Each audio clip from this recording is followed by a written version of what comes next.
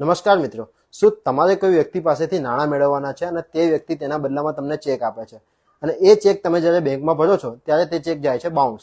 હવે check bounce જાય તો તમારે શું કરવાનું છે? તો સૌપ્રથમ તો ચેક બાઉન્સ જાય એટલે તમારે તમારી બેંક પાસેથી રિટર્ન મેમો મેળવવાનો છે. જ્યારે પણ તમને રિટર્ન મેમો મળે તેના 30 દિવસની અંદર જે વ્યક્તિ પાસેથી તમે પૈસા માંગતા હતા તે વ્યક્તિને તમારે એક લીગલ નોટિસ મોકલવાની છે.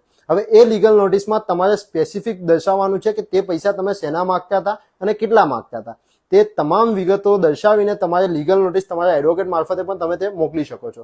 હવે જ્યારે તમે સામેવાળાને નોટિસ મળી જાય તેના 15 દિવસની અંદર તમારે એને સમય આપવાનો છે તે પૈસા તમને રીપેમેન્ટ કરવા અંગેનો. હવે 15 દિવસની અંદર સામેવાળો વ્યક્તિ જે છે તમને રીપેમેન્ટ નથી કરતો તો તેવા સંજોગોમાં તમે જે છે તે કોર્ટ સમક્ષ જઈ શકો છો અને કોર્ટ સમક્ષ જઈને નેગોશિયેબલ ઇન્સ્ટ્રુમેન્ટ એક્ટની સેક્શન 138 હેઠળ એક કમ્પ્લેન ફાઇલ કરી શકો છો. હવે આ કમ્પ્લેન જે હશે ક્રિમિનલ કમ્પ્લેન હશે, એટલે કે ક્રિમિનલ નેચરની કમ્પ્લેન હશે. હવે આ ક્રિમિનલ